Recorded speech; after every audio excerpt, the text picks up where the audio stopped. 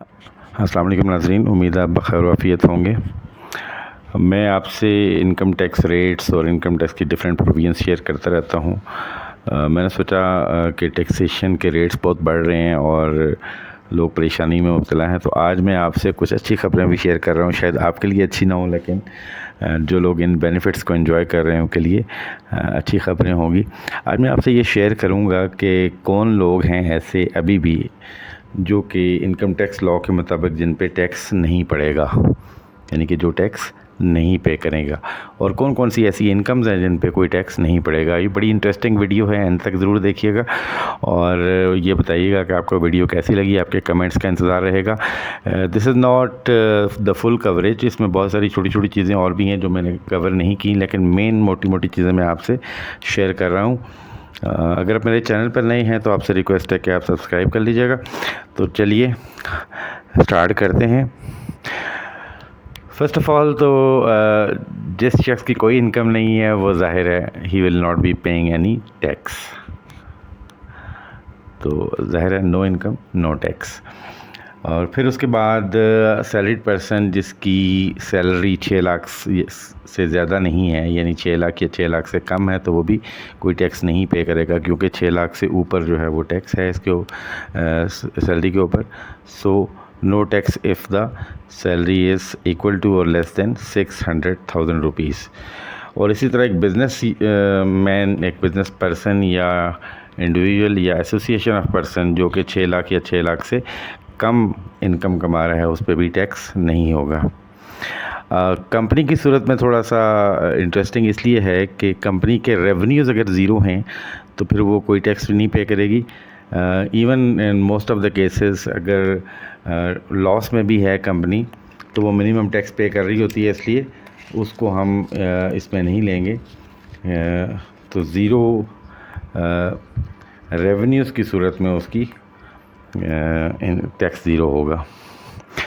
इसी तरह एओपीज़ की सूरत में भी ऐसा हो सकता है, या इंडिविजुअल बिजनेस पर्सन की सूरत में भी, कि उनकी अगर इनकम 6 लाख से कम है या 6 लाख या 6 लाख से कम है तो उन पे आल्दो टैक्स कोई नहीं पड़ेगा, लेकिन वो मिनिमम टैक्स में आ सकती हैं।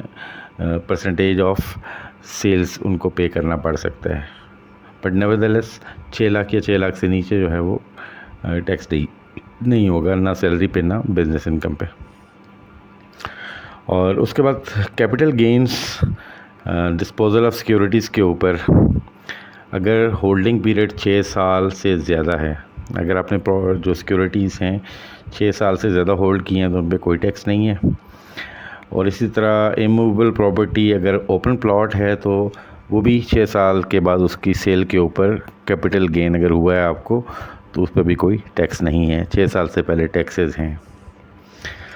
और इसी तरह capital gain on disposal of constructed immovable property, open plot नहीं है बल्कि आपने कंस्ट्रक्ट कर लिया है, तो उसका अगर 4 साल पूरे हो गए हैं तो 4 साल के बाद उस पर कोई या उसके कैपिटल गेन पे कोई टैक्स नहीं होगा।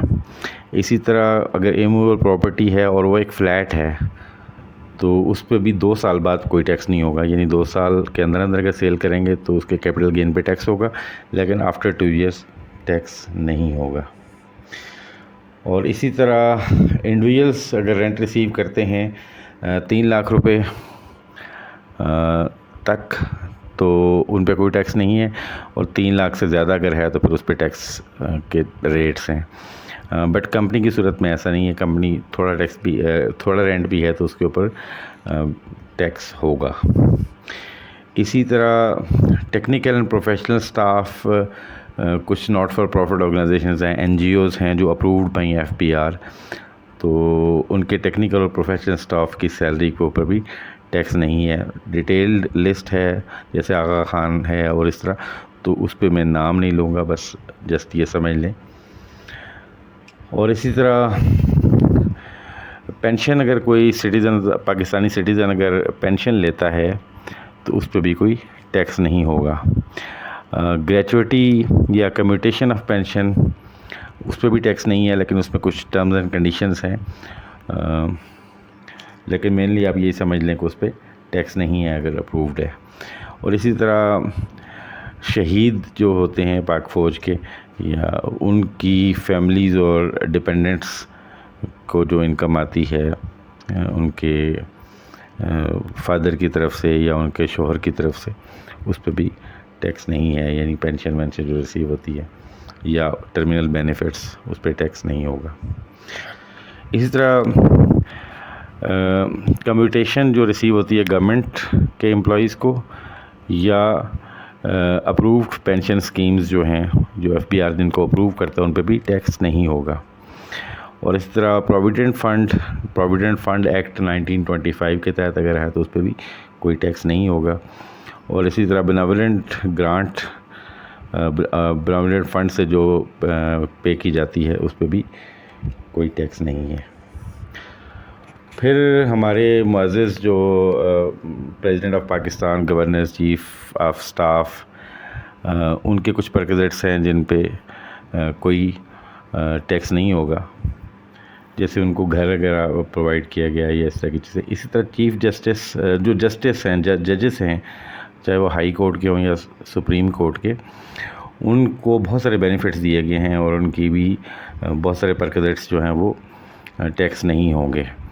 और उनको जो स्टाफ दिया जाता है माली वगैरह, और उसके बाद पेट्रोल उनको जो दिया जाता है, और इस तरह के कुछ बेनिफिट्स हैं उनके ऊपर टैक्स नहीं होगा। इस तरह provident fund as per provident fund act 1925 अगर है तो उस पर भी टैक्स नहीं होगा। Excuse me. बेनेवोलेंट ग्रांट जो बेनेवोलेंट फंड से पे की जाती है उसके ऊपर भी कोई टैक्स नहीं होता। तो ये कुछ चीज़ें हैं, इसके अलावा भी बहुत सारी चीज़ें जैसे मैंने पहले आपको बताया, तो स्टिल बहुत सारे लोग एंजॉय कर रहे हैं। लेकिन ये एक बात यह है कि इस महंगाई के दौर में इतने ज़्यादा टैक्सेस हैं, और 6 लाख का मतलब है 50,000 पर मंथ, जिसमें से आपका 20 से 30,000 रुपये बिजली का बिल आ जाता है, फिर बच्चों की एजुकेशन और बाकी चीज़ें, तो बड़ी छोटी अमाउंट है जिसके ऊपर टैक्सेशन स्टार्ट हो जाती है। और इवन बहुत सारे सोर्सेज ऑफ इनकम है, वो आपके अगर 10,000 भी हैं तो उन पर टैक्सेस होते हैं। जैसे डिविडेंड इनकम है, वो चाहे 5 रुपये आपकी बनती है तो उस पर भी टैक्स विदहेल्ड होता है। और बहुत सारे और sources of income, interest income, अगर 500 रुपये भी कमाई है, 100 रुपये भी अगर आपने कमाई है तो उस पर भी टैक्स विदहेल्ड होता है। तो ये थी कुछ चीज़ें। आई होप कि ये वीडियो आपको इंटरेस्टिंग लगी होगी। अपने कमेंट्स ज़रूर दीजिएगा। हाज़िर होते हैं अगली वीडियो के साथ, तब तक के लिए इजाज़त दीजिएगा। अल्लाह निगहबान।